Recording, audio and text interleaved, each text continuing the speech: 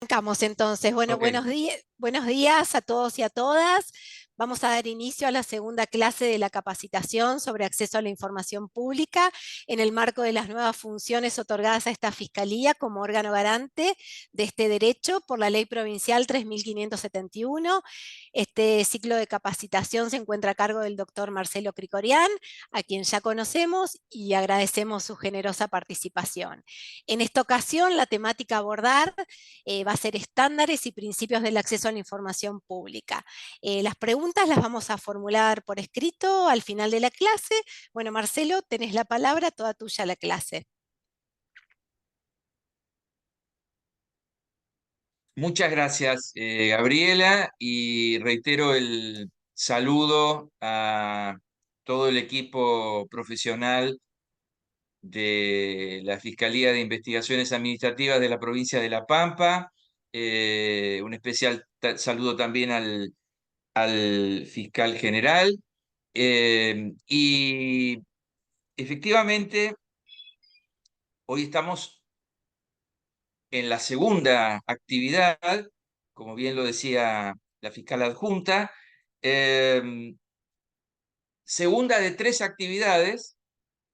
La tercera será en el mes de noviembre, y hay un orden que quería antes compartirles, un orden que nos parece más adecuado para una mejor comprensión por parte de ustedes, porque en la primera actividad lo que hicimos fue brindar un panorama explicativo, conceptual, básico, sobre el derecho de acceso a la información pública, la transparencia pública. Recuerdan que hicimos cuatro puntos, incluso luego yo les compartí un documento que en definitiva fue lo que antes había elaborado para esta capacitación, para reforzar lo conceptual, para reforzar las cuestiones vinculadas a las obligaciones en materia de transparencia, las tensiones entre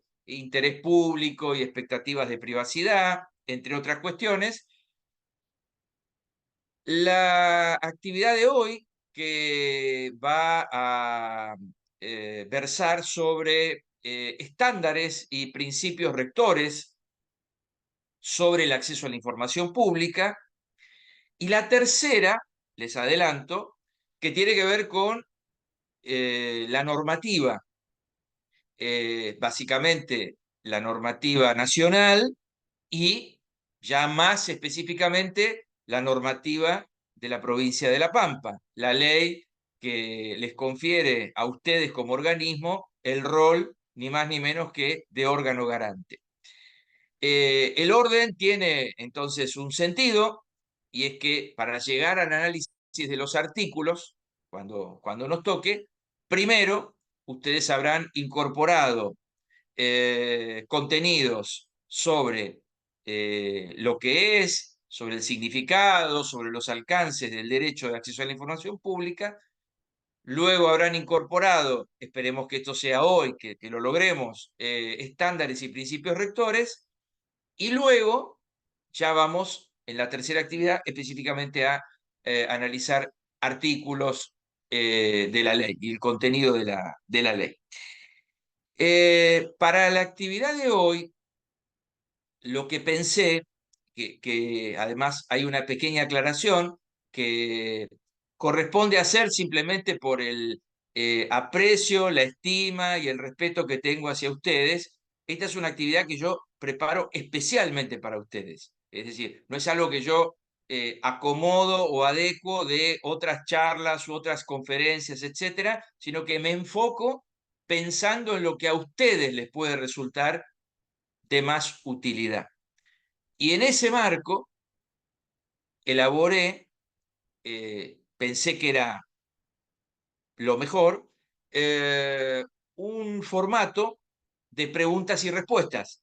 Es decir, preguntas que me iré formulando y respuestas que yo mismo iré brindando, y en esas respuestas ustedes van a encontrar estándares y principios rectores sobre transparencia pública y acceso a la información pública.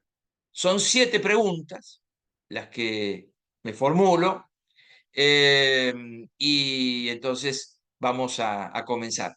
También, como antes dijo Gabriela, si hubiera dudas, comentarios, reflexiones, consultas de parte de ustedes, como ocurrió en la primera actividad, al final lo hacemos sin inconveniente. Bien, y me armé como en la primera vez una hojita para seguir una hoja de ruta y no irme por las ramas, digamos, ¿no? Bueno, en esta hoja de ruta donde están las 7 preguntas, la primera pregunta que formulo es la que se refiere a quién ejerce el derecho de acceso a la información pública. ¿Quiénes ejercen el derecho de acceso a la información pública? Y aquí en la respuesta hay un estándar para analizar. ¿Por qué? El estándar, el principio rector que aplica a esta pregunta es el de una legitimación activa lo más amplia posible. Entendiendo legitimación activa, digo para quienes no tienen la profesión jurídica, como la facultad o la posibilidad, explicado digo de una manera sencilla, la facultad, la posibilidad que tiene una persona de ejercer un derecho, de presentarse, de reclamar, de peticionar,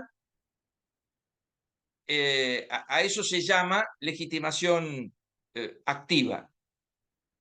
Entonces, el criterio que aquí se aplica, el estándar que aquí se aplica, es el de un universo lo más amplio posible y además guiado por pautas en las que las exigencias sean las menos posibles.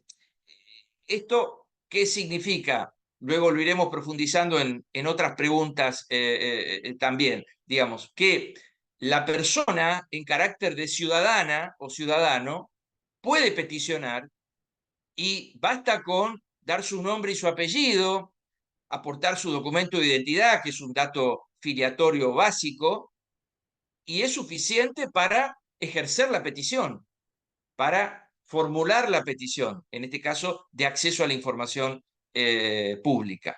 Y esto abarca, como digo antes, como he dicho antes, a todas las personas. Este es un primer aspecto, probablemente el más sencillo, porque creo que aquí no hace falta mucho profundizar, ustedes ya eso lo tienen incorporado, algo hemos abordado tangencialmente, pero hemos abordado en la primera actividad, pero la idea es reforzar, y en este caso, quienes ejercen el derecho de acceso a la información pública, todas las personas pueden hacerlo, y las exigencias deben ser las básicas para poder, en este caso, encontrar cada ciudadano, cada ciudadana, el camino allanado para ejercer el derecho, sin inconvenientes, sin obstrucciones, sin maniobras dilatorias de parte de los sujetos obligados.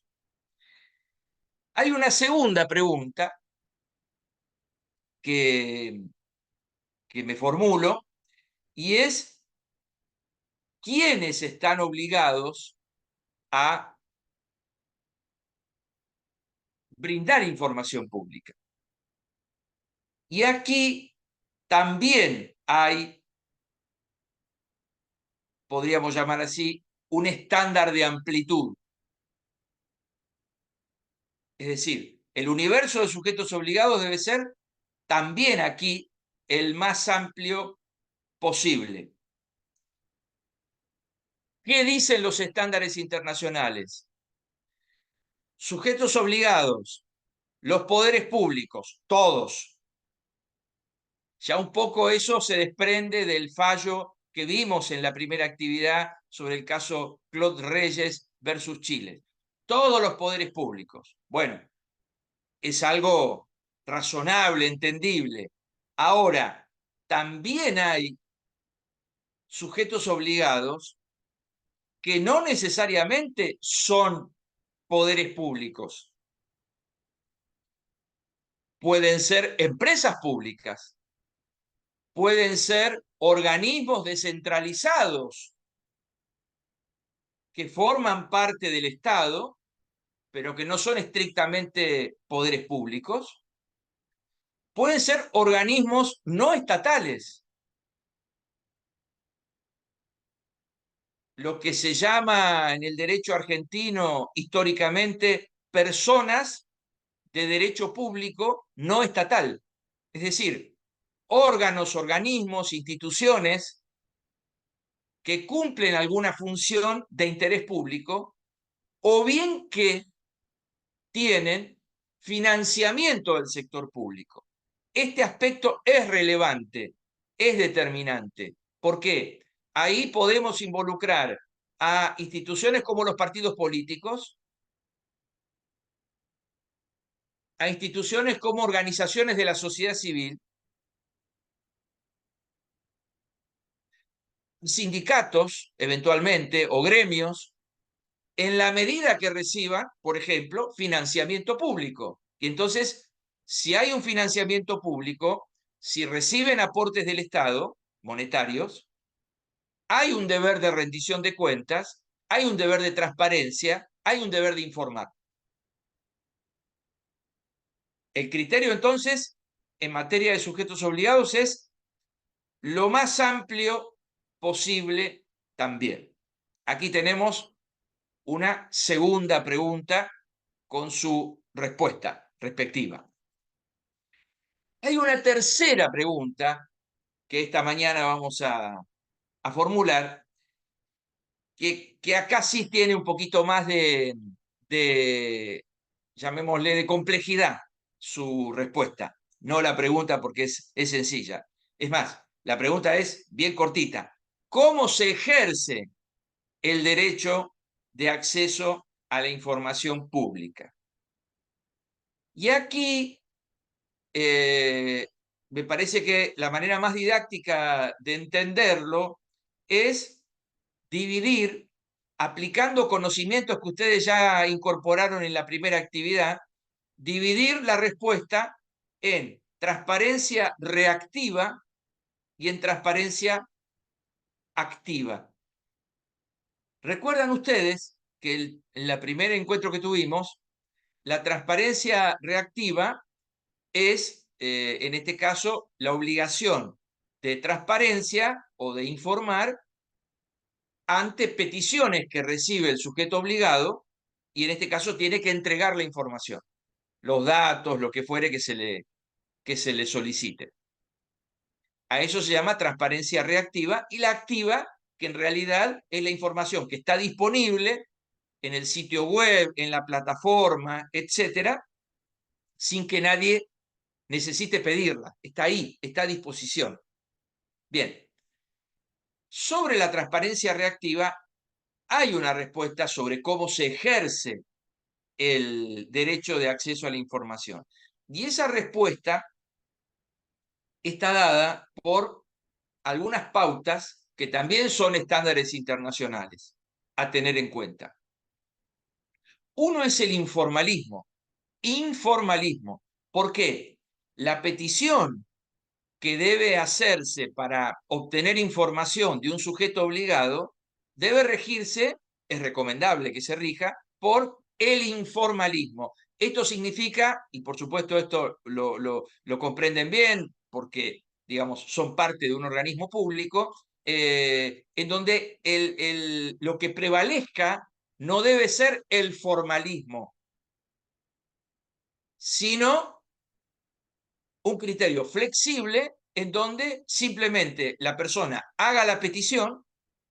Por supuesto, eso implica que en la petición detalle claramente qué es lo que necesita obtener para que no haya dudas de parte del sujeto obligado, y si las hubiera, en todo caso, en lugar de rechazarse el pedido, lo que el sujeto obligado debería hacer es comunicarse con la persona, por eso es importante obtener algún dato de la persona cuando hace la petición, para pedirle mayores precisiones o que aclare cuál es el objeto de su pedido.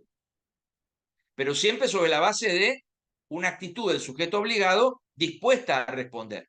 Entonces, el criterio, en primer lugar, es el del informalismo. Una simple nota despojada de cualquier formalidad, porque esto no es un recurso extraordinario, ni es un escrito que exija ciertos requisitos en cuanto a técnicas de escritura o algo por el estilo. Ahí hay una primera cuestión. También es recomendable que se aplique en el ejercicio del derecho, en este caso para la transparencia reactiva, el principio o el estándar de gratuidad. Es decir, la actividad que hace un sujeto obligado respondiendo a un pedido de acceso a la información pública es gratuita. Es decir, esto no debe representar costo alguno para la persona que hace la petición. Por supuesto, nada es absoluto.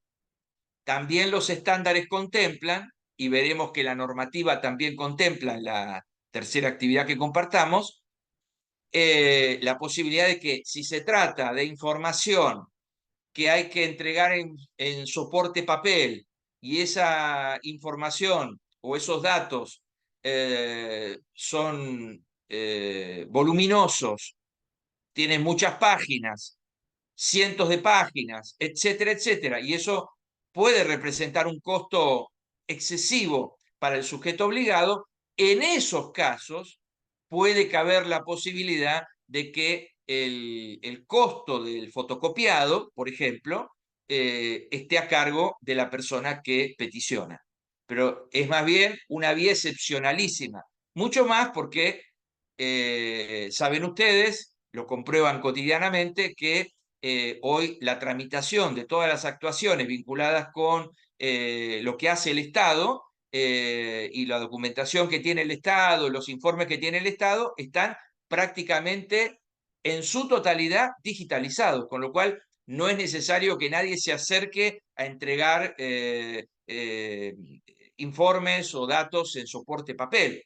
Pero puede ocurrir que haya algún documento que no esté digitalizado, que haya que sí entregarlo en formato papel y que por el volumen de copias a obtener, el sujeto obligado pueda plantear que la persona que peticiona se haga cargo de costear ese gasto, digamos, ¿no?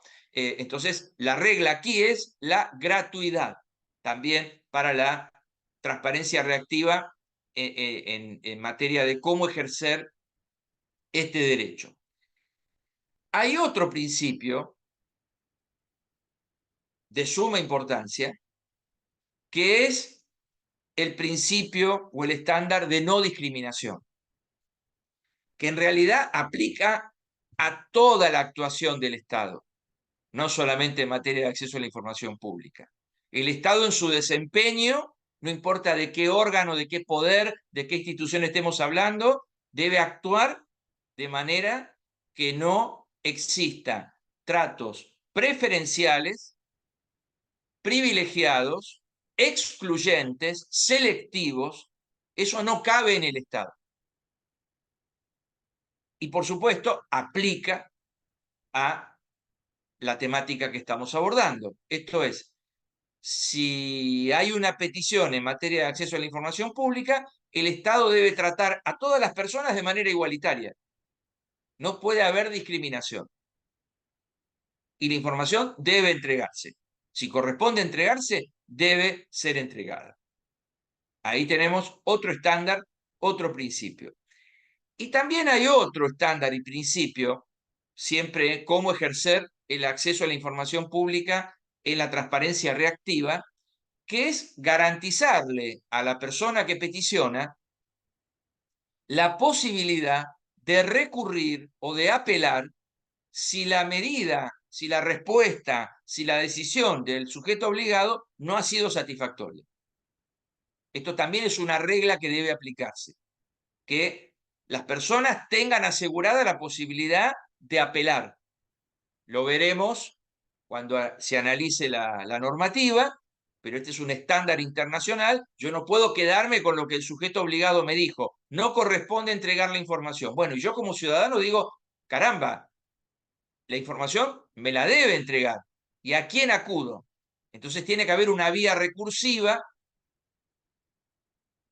sea en este caso ante el órgano garante, que es lo más usual, y también una vía recursiva que eventualmente llegue al Poder Judicial, si también la respuesta no fuera satisfactoria.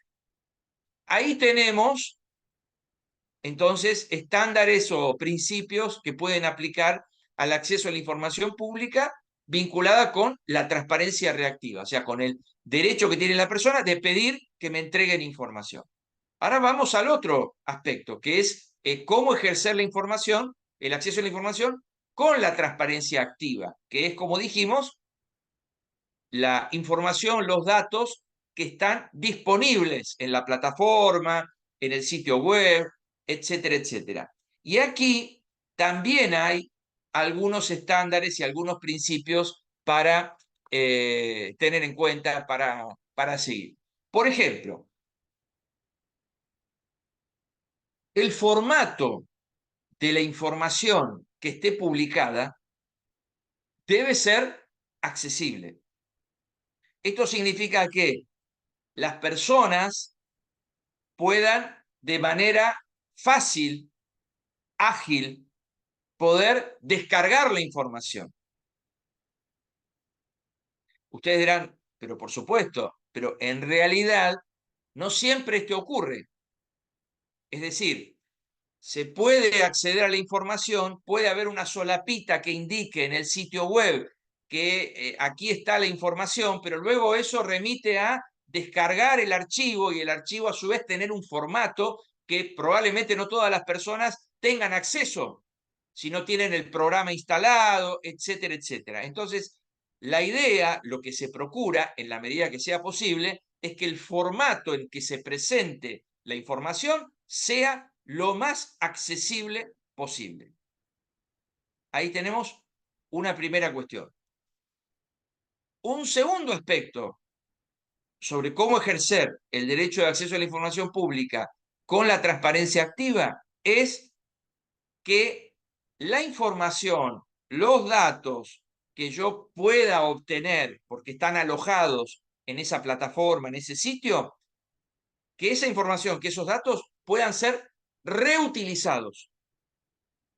Esto también es importante, la reutilización. Esto significa, por ejemplo, que yo como ciudadano que estoy entrando a un sitio y accediendo a información de un sujeto obligado, pueda a su vez compartir esa información, reenviar esa información, descargarla yo en mi propia computadora y tenerla para usarla como un insumo en una investigación, en un trabajo, en lo que fuere. Entonces, la reutilización también es un aspecto fundamental, estándar, principio fundamental para tener en cuenta en materia de transparencia activa. Fíjense que no basta con publicar la información, no basta con decir aquí está el documento, aquí está el archivo. El formato tiene que ser accesible y a su vez yo debo poder reutilizar la información a la que estoy accediendo. Y hay un tercer aspecto que pensé interesante para reflexionar aquí, que tiene que ver con lo que llamamos lenguaje claro. Algo dijimos en la primera actividad, también muy por arriba, pero alguna referencia hicimos. No puede sostenerse que un sujeto obligado diga que está cumpliendo con el derecho de acceso a la información pública si para toda la información que pone a disposición de la ciudadanía no aplica lenguaje claro. Y aplicar lenguaje claro significa lo que escuchan, lenguaje claro, es decir, usar vocabulario, terminología que no sea técnica, que no sea leguleya, que no sea de difícil comprensión para las personas que no tienen formación jurídica, por ejemplo, o para las personas que no tienen formación contable o económica. Creo que ese ejemplo pusimos el otro día. Es decir, hay una obligación de publicar el presupuesto, los datos del presupuesto, la ejecución presupuestaria.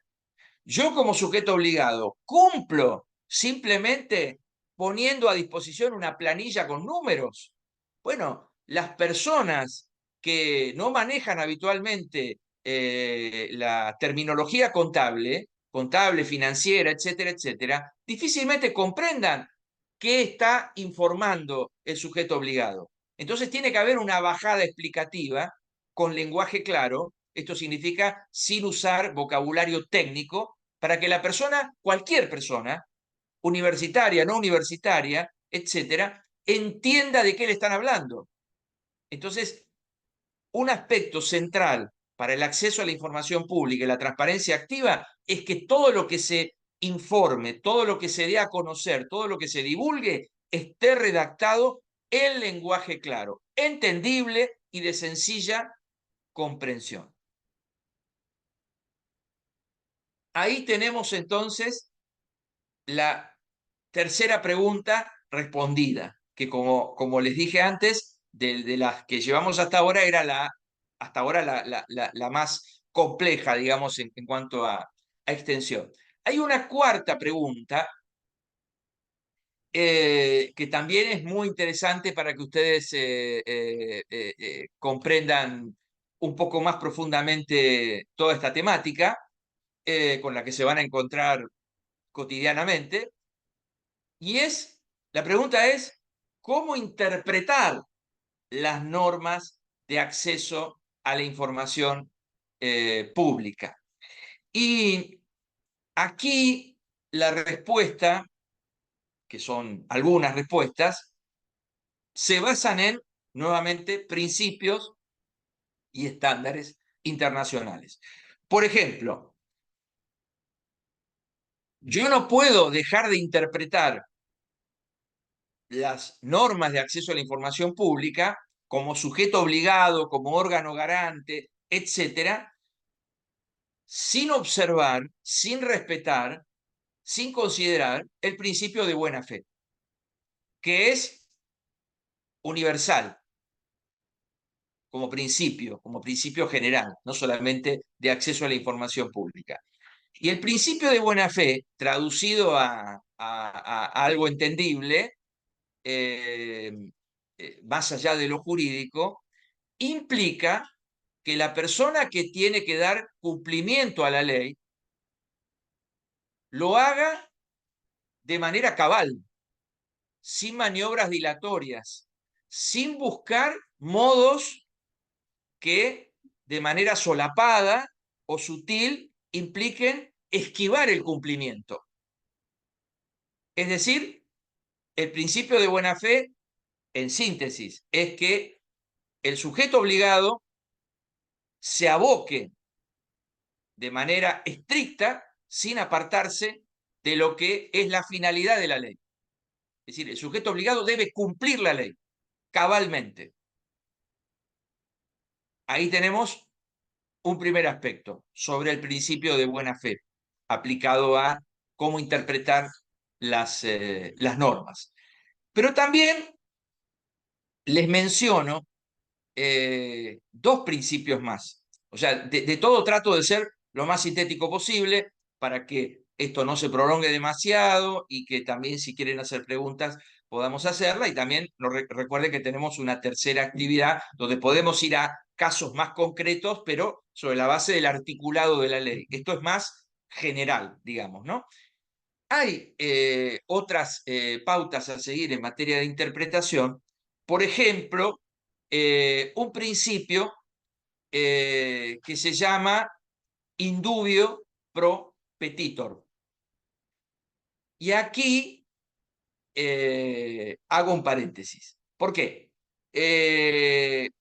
Porque también un aspecto fundamental del lenguaje claro es que si hay que hacer menciones sobre significados, conceptos, categorías, contenidos vinculados con una ley, no importa si es sobre este tema u otro tema, en realidad hay que tratar de obviar, omitir referencias en latín, o en otro idioma que no necesariamente las personas comprenden.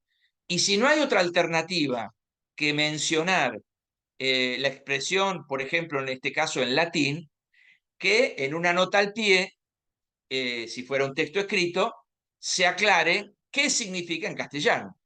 Eso también es lenguaje claro. Bueno, aquí yo menciono, porque es universal, la regla indubio pro petitor, que significa que en caso de duda debe resolverse en favor de la persona que peticiona. Ese es el sentido. Entonces, también esa es una pauta interpretativa, ¿no? Si hay dudas sobre si efectivamente entregar o no entregar la información, entonces, en caso de duda, me inclino por entregarla.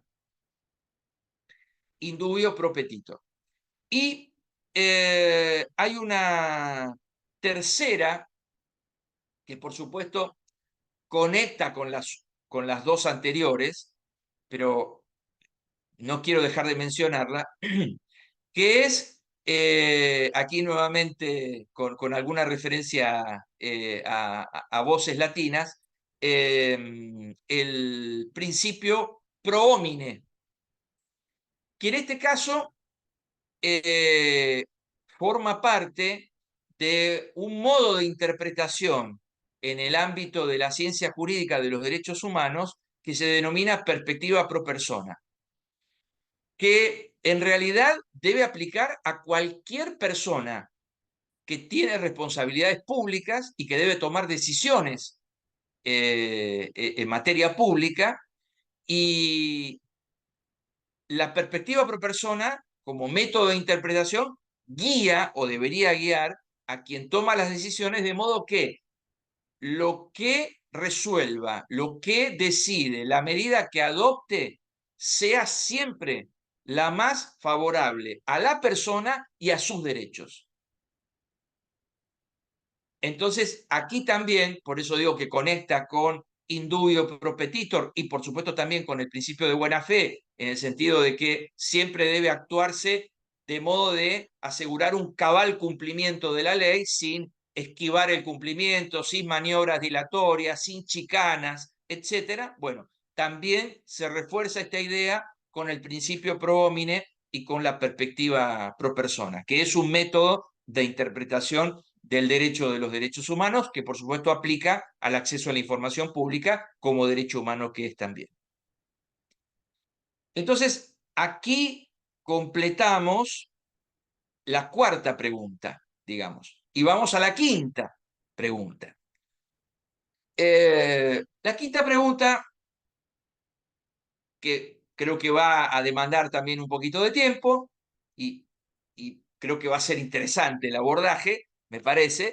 La quinta pregunta tiene que ver con en qué situaciones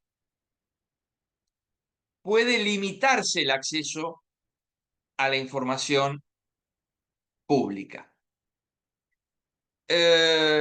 Porque dijimos el otro día, el día que nos encontramos, la primera actividad, el 12 de septiembre, que el derecho de acceso a la información pública no es absoluto, contempla excepciones. Bueno, y aquí vamos a abordar ese aspecto, digamos, ¿no?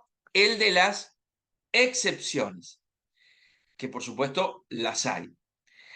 Ahora, si hay excepciones, si corresponde limitar el acceso a la información pública, debemos tener en cuenta algunos principios, algunos estándares.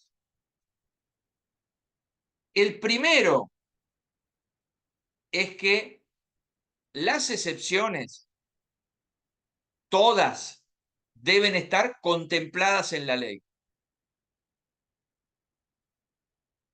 No puede haber excepciones, entiéndase, decisiones del sujeto obligado diciendo no corresponde entregar la información, no voy a entregar la información, que terminen resolviéndose con base en el criterio del sujeto obligado o del funcionario a cargo. Las excepciones se resuelven sobre la base de lo que la ley dice que son excepciones, no sobre la base de lo que el funcionario cree que es una excepción. Este es un aspecto central que puede generar inconvenientes al órgano garante, inconvenientes en el sentido de fijar criterios en el trabajo futuro para que cada sujeto obligado entienda que eventualmente podrá no entregar información, pero esa información que no entregue, lo que primero debe chequear es que esté encuadrada en lo que la propia ley dice que no corresponde entregar. Y permítame que le reitere, no en lo que el funcionario de circunstancia crea que no tiene que entregar. Fundamental. También en materia de limitaciones al acceso a la información pública, hay aquí algún aspecto que quisiera profundizarles sobre lo que es en general, o son en general, los dos universos dentro de los cuales podemos encontrar excepciones. Y aquí me valgo de lo que establece la ley modelo de acceso a la información pública de la Organización de Estados Americanos, que es una norma que elaboró la Comisión Interamericana de Derechos Humanos, el Departamento de Derecho Internacional del Comité Internacional de Juristas, en el año 2020, una ley muy participativa, es decir, que contó con aportes de buena parte de los estados de la región, y es, como bien lo dice su título, una ley modelo, una ley ejemplo además de lo que llamamos en derechos humanos desarrollo progresivo, porque esta ley del año 2020 vino a reemplazar a otra ley del año 2010.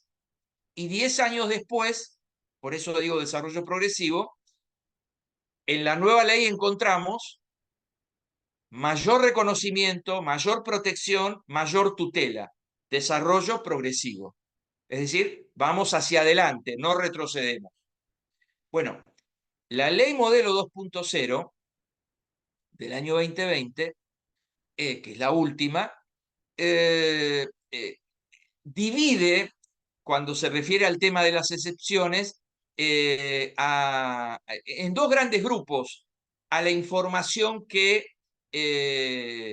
podría no entregarse, ¿no? Y lo digo en potencial porque, por supuesto, hay que ver cada caso, y eso lo resuelve el sujeto obligado, y eventualmente, si es insatisfactorio lo que ha resuelto el sujeto obligado, lo resolverá el órgano garante.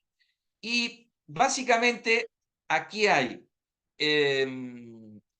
dos grandes grupos, como les digo, o dos grandes universos de información, que son la información reservada y la información confidencial. Y esclarece la ley modelo sobre las dos. La información reservada, que en realidad remite a temas de interés público, de seguridad pública, de salud pública, de relaciones exteriores, de política pública en materia económica, social, etcétera, etcétera, que correspondería también en potencial eventualmente no divulgar, y luego está la información confidencial, que en verdad tiene que ver con información más relacionada con privacidad, con proteger determinados intereses jurídicos que no son más bien de carácter público, sino que son más bien de carácter personal, y que puede eventualmente su divulgación generar algún daño. Entonces, ahí, en ese universo, encuadramos la información confidencial, básicamente. Tenemos además, dentro de lo que llamamos excepciones, un par de aspectos para compartir con ustedes. Por ejemplo,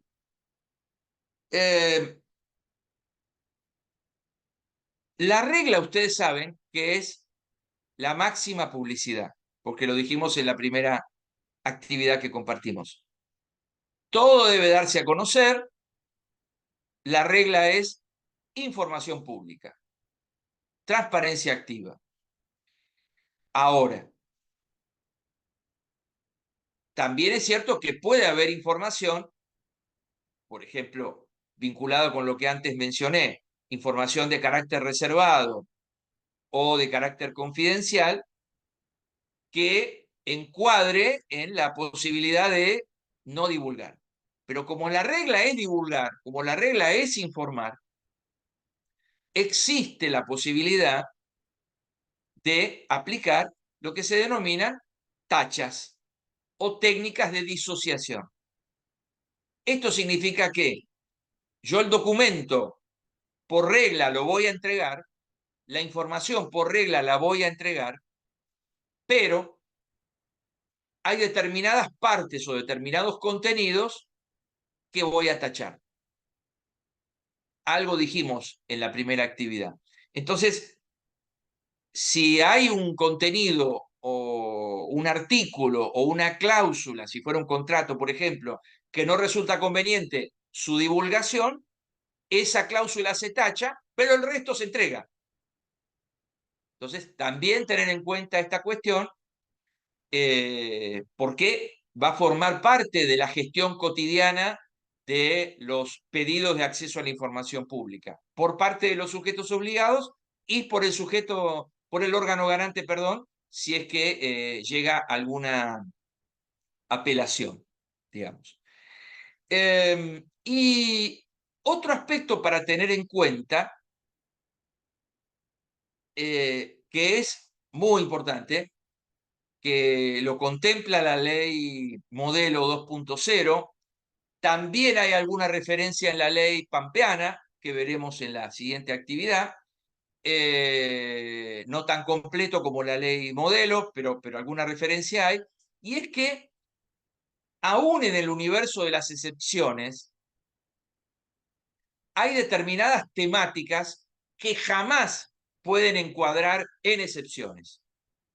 Y básicamente la ley modelo 2.0 identifica dos: temas o cuestiones relacionados con graves violaciones a los derechos humanos o delitos de lesa humanidad, que no corresponde en ningún caso invocar la excepción, esto es, no entregar la información, y temas vinculados con actos de corrupción.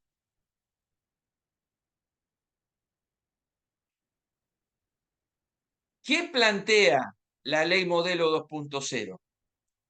Que el rol, la función, el papel del órgano garante en este sentido será el de calificar si el caso en cuestión es o no es, encuadra o no encuadra en graves violaciones a los derechos humanos o delitos de lesa humanidad o actos de corrupción. Es decir, el rol del órgano garante aquí es clave para determinar si corresponde o no corresponde entregar esa información, calificando a la petición que se ha realizado como un caso de grave violación a los derechos humanos, con lo cual hay que entregar la información, o de actos de corrupción, con lo cual hay que entregar la información.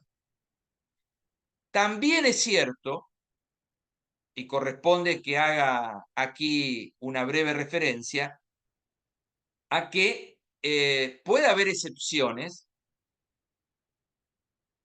a estas situaciones. ¿Por qué? si se tratara de investigaciones judiciales y sea de derechos humanos o de corrupción, y divulgar determinada información puede llegar a complicar la estrategia judicial que se está llevando adelante para esclarecer los hechos, entonces en esos casos, y por supuesto de manera muy fundamentada, habrá que explicar que por el momento no. ¿Pero por qué? Porque hay un interés superior. ¿Cuál es el interés superior? Esclarecer los hechos, que se determine quién fue la persona corrupta, que se esclarezca cuál fue el hecho de corrupción cometido o cuáles fueron las graves violaciones a los derechos humanos. Y probablemente en esa solicitud de información y en esos datos que me están pidiendo, yo esté revelando algún detalle sobre el accionar de la justicia o de la investigación que se esté llevando adelante que pueda conspirar contra el éxito de la investigación. También es para tenerlo en cuenta. Pero la regla es que ni derechos humanos ni actos de corrupción pueden estar, en principio, comprendidos o incluidos en las excepciones. Y aquí vamos por la quinta pregunta. La sexta pregunta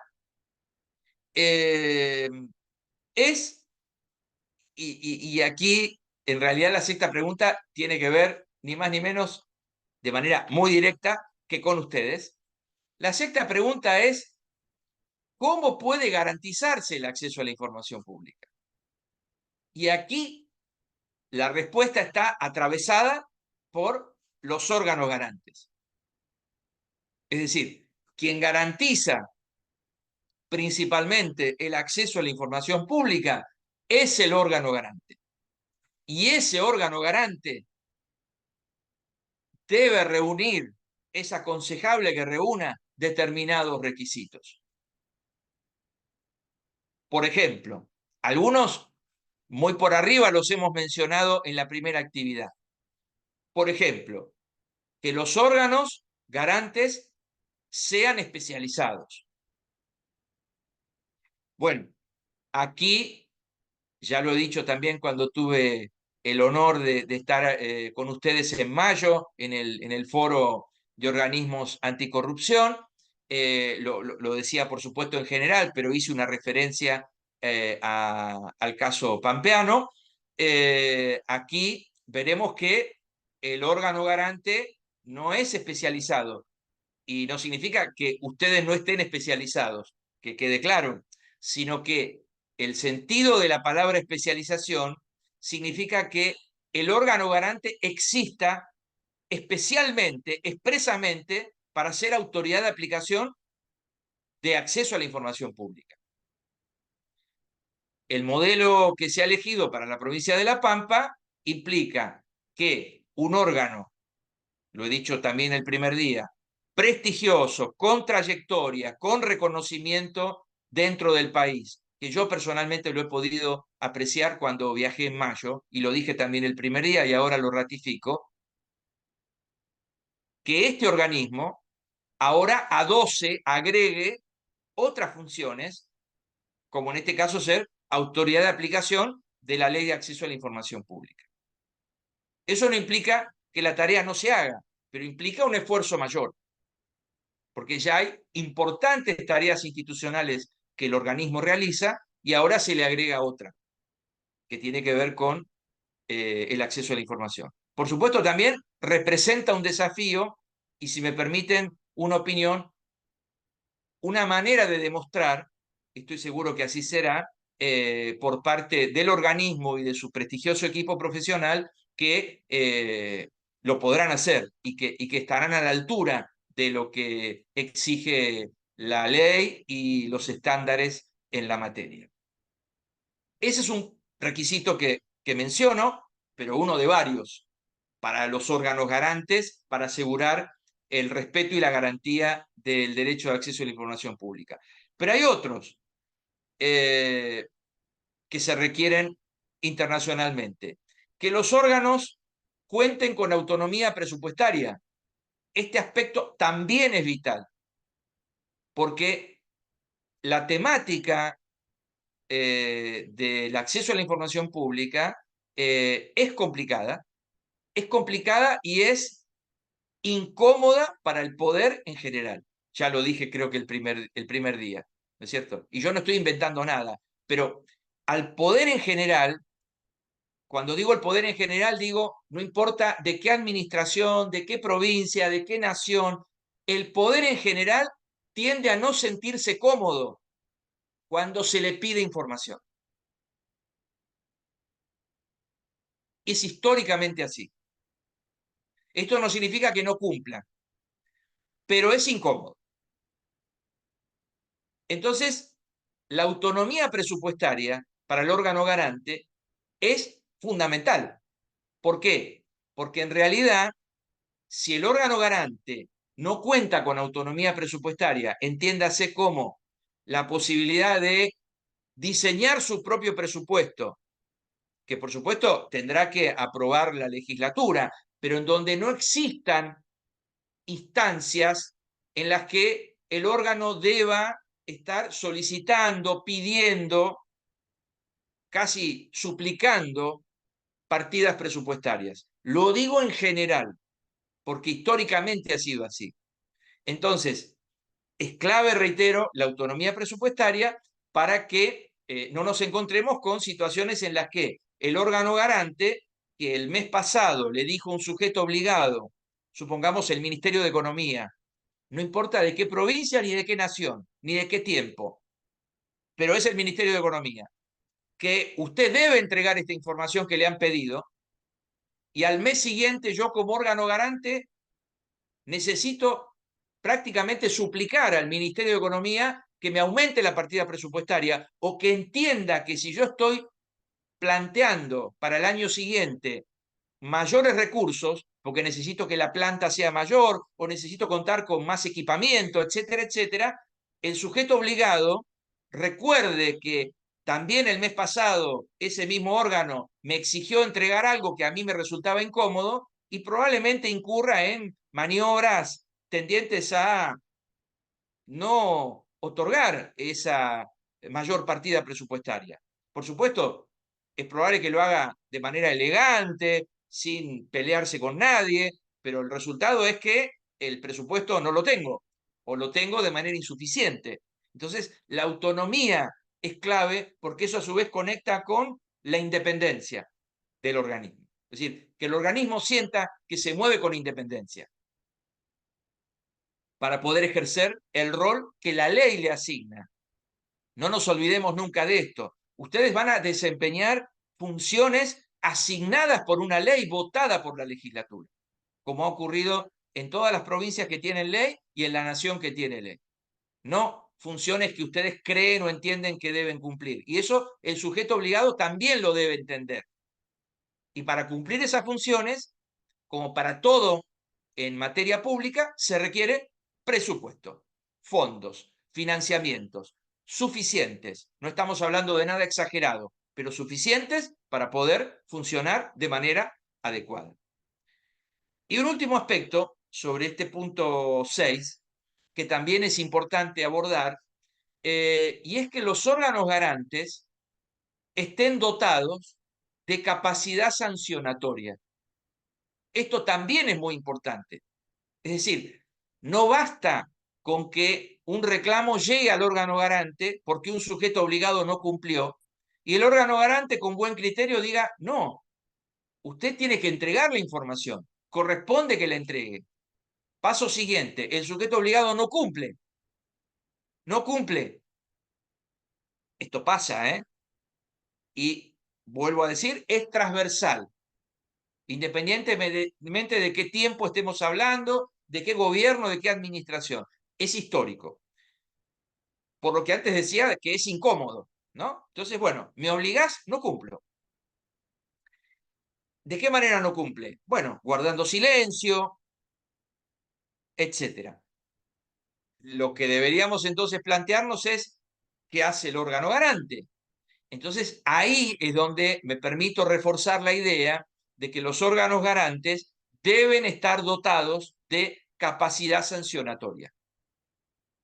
El incumplimiento debe ser sancionado.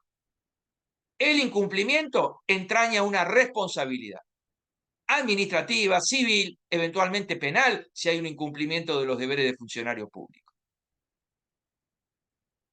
Entonces, órgano garante, para poder cumplir su función de manera adecuada, también requiere contar con capacidad sancionatoria. Y vamos entonces, y lo había pensado para una hora y, digamos, ni que me lo hubiera propuesto, porque yo trato un poco de improvisar, como verán, y vamos al último, y ya estamos en una hora, así que está más que bien, casi una hora. El último, que es más hacia adelante, ¿no? ¿Cómo mejorar la, la calidad del acceso a la información pública? Y aquí hay varios aspectos que me parece interesante compartir con ustedes. En primer lugar, no sería el caso de La Pampa, que la ley es muy reciente, pero en general, una manera de mejorar la calidad es mejorar la calidad normativa. Es decir, procurar que de manera periódica las normas sean reformadas, actualizadas, enriquecidas, siempre pensando en un mayor reconocimiento del derecho. Acá tenemos una primera recomendación para mejorar la calidad del acceso a la información pública. Otra recomendación que vimos el primer día como una de las obligaciones es la transparencia proactiva. ¿Por qué? Está la reactiva, yo pido información y me entregan. Está la transparencia activa, publico todo lo que me dice la ley o lo que me exige la ley, lo publico en el sitio o en la plataforma para que la sociedad lo vea. Y la proactiva, dijimos en aquella oportunidad, es aquella que publica más de lo que la ley me exige. Y a eso hay que tender. ¿Por qué? Por supuesto, ustedes van a transitar una etapa de implementación que no es sencilla, pero que no me cabe duda que la van a emprender exitosamente por la calidad profesional del organismo, básicamente. Pero en algún momento ya hay que pensar en criterios de transparencia proactiva. Esto es, de recomendar, publicar aquello que no necesariamente está exigido en la ley y que ayuda a una mayor transparencia. El caso de la ley modelo 2.0 interamericana incorpora criterios de transparencia proactiva, creo habérselos mencionado el día de la primera capacitación, sobre perspectiva de género, sobre niños, niñas y adolescentes, sobre minorías, sobre comunidades indígenas, información desagregada, información que remita a una mejor calidad de lo que se presenta para informar a la sociedad. De eso se trata. También hay que trabajar por ese lado para la transparencia proactiva. En el mismo sentido, que sí va a ser, entiendo yo, un trabajo interesante para desarrollar por ustedes, pero hay muchos antecedentes buenos a nivel nacional que, digamos, permitirán encarrilar el trabajo sin, entiendo yo, sin mayores inconvenientes, que es definir criterios orientadores. Esto es fundamental para mejorar la calidad de todo el ecosistema del acceso a la información pública. Criterios orientadores implica que no necesariamente todo está escrito en la ley y hay determinados aspectos de la gestión cotidiana de un pedido de acceso a la información pública por parte de un sujeto obligado que está bueno que el órgano garante le indique cómo debe procederse, qué estándares seguir, qué criterios seguir. Hay un criterio orientador muy conocido que aplica a varias cuestiones que hemos visto en la mañana de hoy. Por ejemplo, lo que se llama la prueba de daño o el test de interés público, ¿no? Que es un criterio que en general definen los órganos garantes y que por supuesto surge de normas, de leyes modelo como la interamericana, entre otras, que es analizar, llegado el caso, por eso se llama prueba de daño, qué resulta más dañoso si divulgar la información o no divulgarla. Obviamente, en base a criterios que el propio órgano garante defina, a su vez, con base en lo que los estándares dicen, no lo que al órgano garante se le ocurre, a cualquier órgano garante me refiero, ¿verdad? Entonces, esos criterios orientadores pueden ayudar a esclarecer el trabajo de los sujetos obligados. ¿Y por qué esto es importante, además?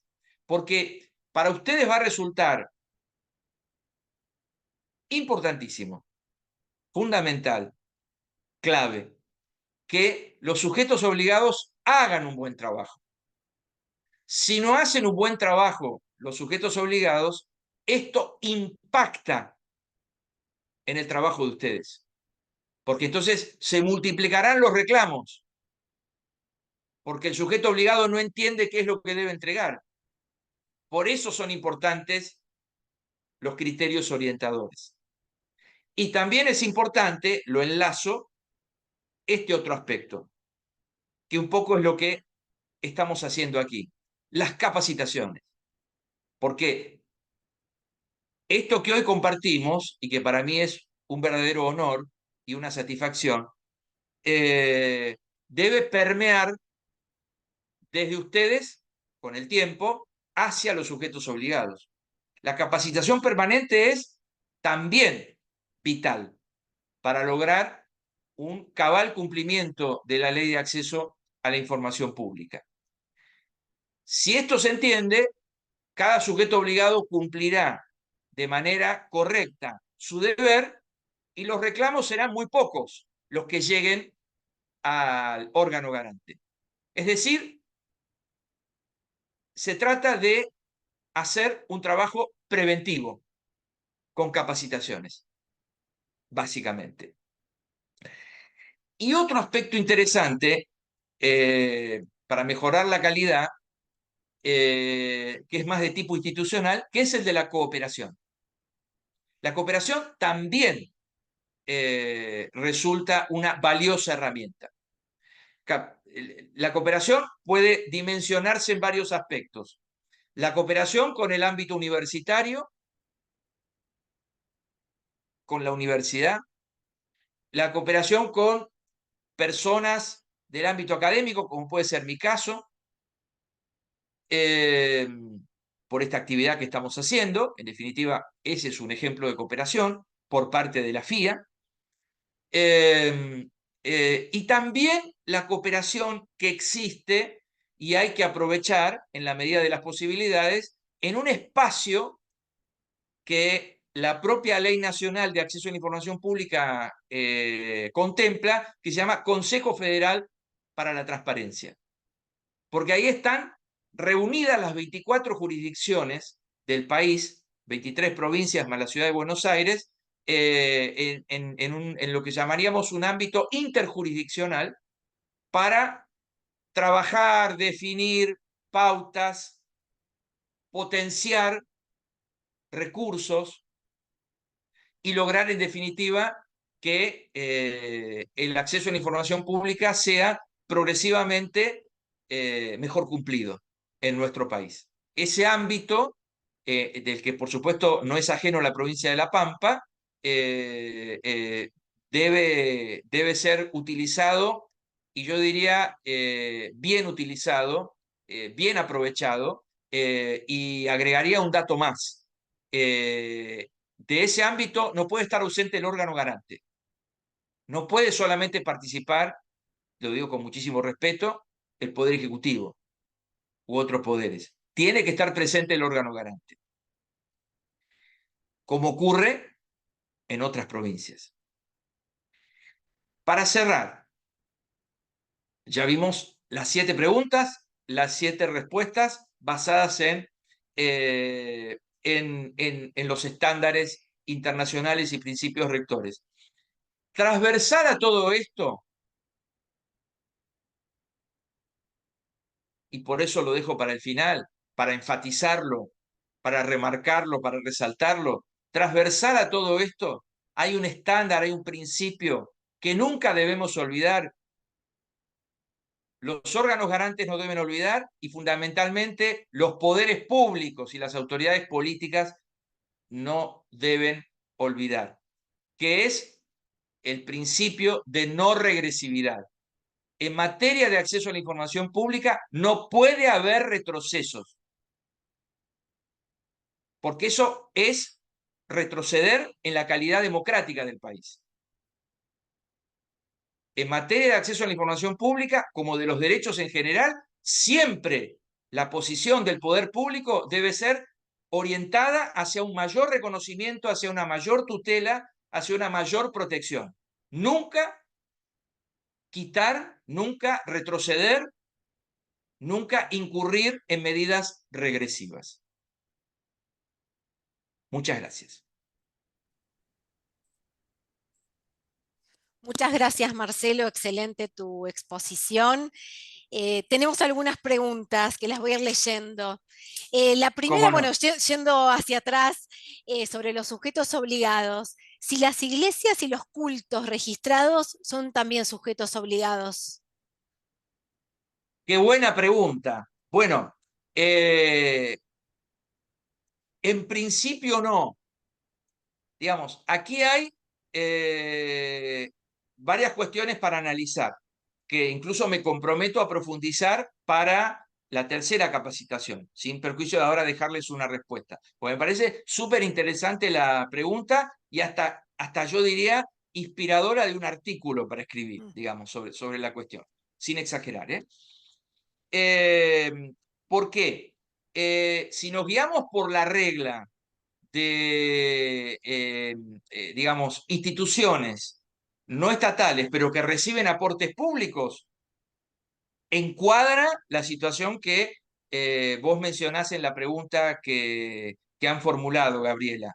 Ahora, también es cierto que, por ejemplo, pensando en la normativa vigente, no están mencionadas las iglesias, los cultos. Sí, por ejemplo, están mencionados los sindicatos, los partidos políticos. Están mencionados, aunque muchos no lo saben, los colegios profesionales de las entidades que nuclean a profesionales de la abogacía, de la psicología, de las ciencias médicas, etcétera, etcétera, por entender que son instituciones de derecho público no estatal, y que si manejan temas de interés público o reciben financiamiento público, se convierten en sujetos obligados. Que les aclaro además, en el caso de la ley nacional, después veremos más particularmente el caso de La Pampa en la tercera actividad, en el caso de la ley nacional solamente aplica al Colegio de Abogados de la Ciudad de Buenos Aires, por ejemplo, o de la abogacía, como correctamente debe denominarse, porque ha sido creado por una ley nacional. Pero después, los colegios provinciales, en la medida que las leyes lo contemplen, sí pueden ser sujetos obligados y si no, no. Pero podemos profundizar para la tercera actividad el tema de las iglesias y los cultos, más allá de la respuesta de que en principio no, por no estar expresamente mencionadas. Y agrego otro dato, sin tener la última data, pero sí es un tema que he seguido porque me ha resultado interesante. Digamos, la propia Iglesia Católica, si fuera el caso de la Iglesia, que es en función de lo que la Constitución dice anacrónicamente de sostener el culto católico apostólico romano, la Constitución nacional vigente, de 1853-60, y de eso ha derivado que siempre en las partidas presupuestarias esté contemplada ingresos para la Iglesia Católica, que básicamente consistían en pagar sueldos a los obispos, a los curas, a los seminaristas, según distintas categorías, digamos, o jerarquías. Pero luego la propia Iglesia y en cierta medida también el poder público decidieron que no corresponde ese sostenimiento, digamos, ese aporte público. Lo que no sé es actualmente cómo está, en qué estado está, si efectivamente hay o no hay aporte. Creo que estaba reducido a la mínima expresión, pero aunque sea mínima expresión, si es que todavía existe, bueno, encuadra en principio con esa obligación de la que hablamos. El tema sería debatir si, más allá de que la ley lo contemple o no lo contemple, puede considerarse como un sujeto obligado a iglesias, cultos, etcétera, etcétera. No sé si más o menos está clara la explicación. Sí, clarísimo, muchas gracias. Otra Bien, pregunta respecto al formato accesible.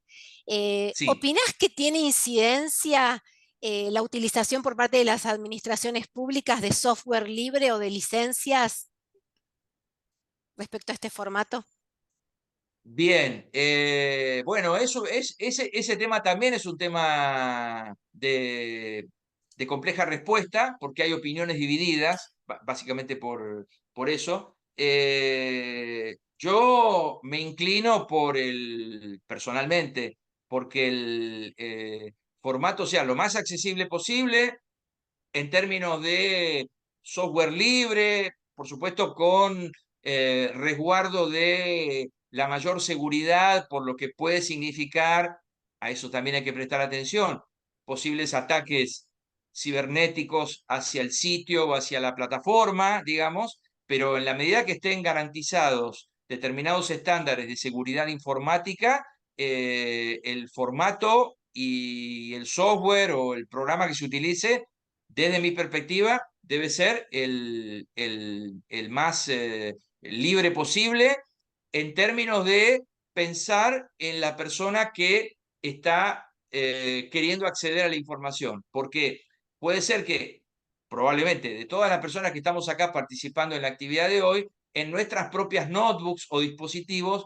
tengamos descargados programas o sistemas o como se lo llame, compatibles con descargar un archivo o acceder a determinada información sin dificultades. Pero también el Estado o el sujeto obligado debe pensar en quienes no están con dispositivos más modernos o no pueden o no han sabido cómo descargar otro tipo de programas, porque pueden tener un poco más de complejidad, y ahí, digamos, ¿qué hacemos? Entonces, por eso mi inclinación es a que sea lo más libre posible en la medida que se respeten los estándares de seguridad informática.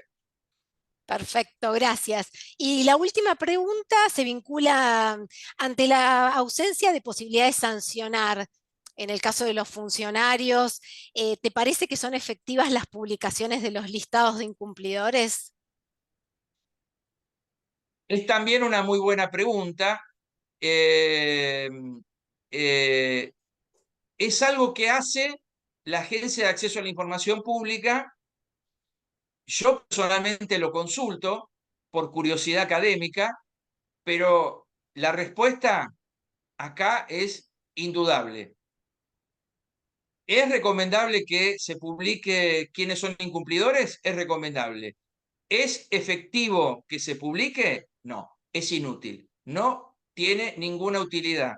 Creo que algo dije el primer día, ya no recuerdo por qué motivo, creo que con motivo de alguna pregunta que no era específicamente como esta que vos me decís, pero yo la derivé hacia este ejemplo. La agencia hoy te dice que el Ministerio de Salud no publicó determinada información. La agencia hoy te dice que la Secretaría General de la Presidencia no entregó determinada información, y así con cada sujeto obligado. La pregunta es, ¿quién accede a ese listado?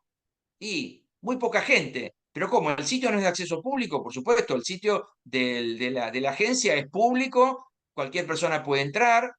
El asunto sería que la gente sepa que existe la agencia. Pero bueno, supongamos que saben que existe y entran. Bueno, y van a encontrar una solapita, porque no está oculta, se la ve nítidamente, que dice qué organismos no cumplen o sujetos obligados incumplidores. Y ahí está la nómina, ¿no es cierto? Pero, ¿cuál sería el espíritu de la sanción? Una sanción moral, una sanción social. Pero, ¿cuántas personas ven eso? Decenas, cientos de personas en millones de habitantes que somos. Entonces, el efecto ahí, para mí, es nulo. Yo creo que lo que hay que reforzar, como decía antes, es en todos los órganos garantes la capacidad sancionatoria. Y acá, nuevamente, está el tema de la autonomía y la independencia del órgano garante. Porque el órgano garante va a tener que reclamarle al sujeto obligado, por ejemplo, que instruya un sumario administrativo para determinar la responsabilidad del funcionario a cargo de entregar la información que no la entregó. Y también el órgano garante, que en el caso argentino no ha existido. Lo primero sí, pero nunca se han conocido resultados, en muy poquitos casos, donde el órgano garante le pide a un ministerio, los casos que yo conozco son el Ministerio de Transporte y el Ministerio de Trabajo, le pide que investigue posibles responsabilidades de funcionarios que incurrieron en actitudes de omisión de entrega de la información, suponiendo que esa omisión no es de buena fe, sino que hay alguna intencionalidad de no entregar la información. Y bueno, y el sumario se puede instruir, porque probablemente le den inicio, y quede ahí en el cajón, digamos, sin conocerse un resultado. Entonces, también el órgano garante aquí debería estar dotado, hablo en general, de una capacidad sancionatoria que signifique un seguimiento del caso dentro de un plazo prudente, es decir, en 6 meses, ¿qué pasó? En un año, ¿qué pasó? Para entender si realmente el órgano dijo, el sujeto obligado dijo, bueno, este funcionario o esta funcionaria hizo lo correcto. Por supuesto, ahora estoy recordando que algo dije también en la primera actividad sobre este punto. Acá también hay que revisar el formato, el modelo que se ha pensado, porque el órgano garante puede hacer lo correcto. Investiga a este funcionario. ¿Pero ese funcionario quién es? Bueno, es un responsable de acceso a la información pública del ministerio tal o del organismo tal. Bien, la pregunta de sentido común es, ¿ese funcionario responsable de acceso a la información pública, de quién depende? Y depende del ministro, o del director general, o del presidente del organismo. La pregunta siguiente ¿es el responsable de acceso a la información pública responsable de no haber entregado la información? Si la información no se entregó, esto es de manual, es porque es información sensible, es información incómoda, es información que el organismo entiende que no es oportuno ni conveniente entregar. ¿Eso lo decide un simple funcionario de acceso a la información pública de rango intermedio? Eso lo ha consultado muy probablemente con la máxima autoridad. Bueno, y ahora el órgano garante le está pidiendo a esa máxima autoridad que instruya un sumario para determinar responsabilidades. Con esto quiero decir que lo más probable es que ese sumario no conduzca a nada. También ahí hay otro problema. Y lo otro que hay que reforzar, que por supuesto entiendo que no es sencillo, pero hay que reforzar, es explorar la posibilidad de que haya sanciones penales en casos en donde se compruebe que hay un evidente incumplimiento de los deberes de funcionario público. Bueno, no tenemos más preguntas, Marcelo. Un placer como siempre. Muchísimas gracias y nos vemos la próxima clase. Por supuesto, nos vamos a ver, la fecha no la tenemos, pero les aseguro que va a ser en el mes de noviembre, muy probablemente un jueves, para siempre mantener la línea de este día de la semana, y les adelanto que va a ser sobre la ley pampeana, la ley nacional, para establecer una suerte de comparación, y luego lo que ustedes, por supuesto, quieran preguntar, va a ser un gusto. Así que nos estamos viendo pronto. Un saludo para todos ustedes. Muchas gracias. Hasta pronto. Hasta pronto.